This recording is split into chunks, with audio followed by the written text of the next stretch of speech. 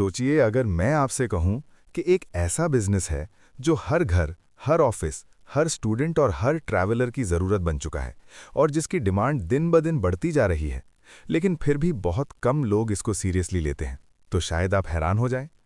आज हर इंसान के पास स्मार्टफोन है, लेकिन एक छोटी सी प्रॉब्लम सबके साथ कॉमन है।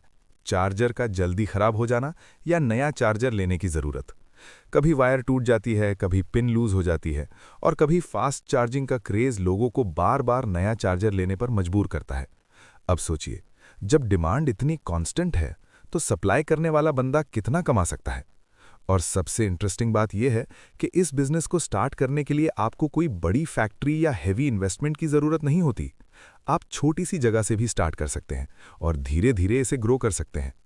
तो अब बात करते हैं असल बिजनेस की। यह है mobile charger manufacturing business.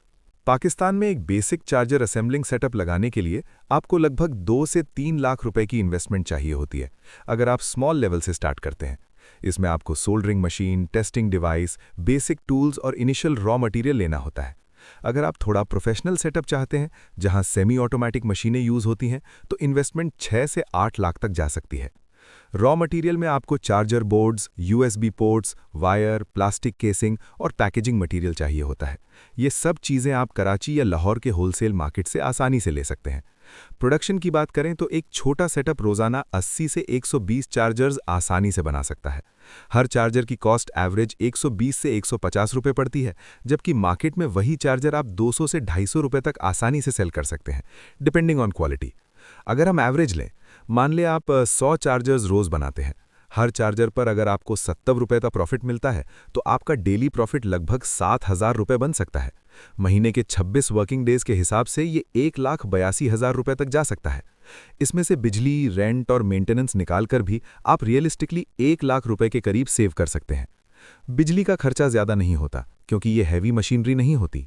Monthly 10 से 15,000 रुपये का बिल आ सकता है स्मॉल सेटअप पर। मेंटेनेंस भी मिनिमल होती है, बस टूल्स और मशीनों की बेसिक केयर चाहिए होती है।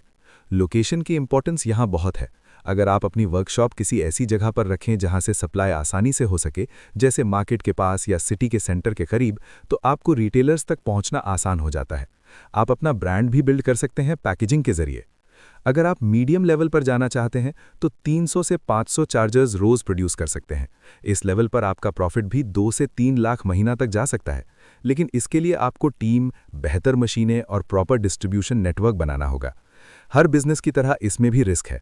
मार्केट में कंपटीशन है और लो क्वालिटी प्रोडक्ट्स की वजह से रेप्यूटेशन खराब हो सकती है।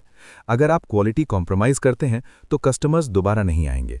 दूसरा रिस्क ये है कि टेक्नोलॉजी बदलती रहती है, जैसे फास्ट चार्जिंग स्टैंडर्ड्स, तो आपको अपडेटेड रहना पड़ेगा। लेकिन अगर आप क्वालिटी पर फोकस करें, अच्छा मटेरियल यूज़ करें और थोड़ा सा ब्रांडिंग पर काम करें, तो ये बिजनेस आपको एक स्टेबल और लॉन्ग टर्म इनकम दे सकता है। तो अब फैसला आपका है।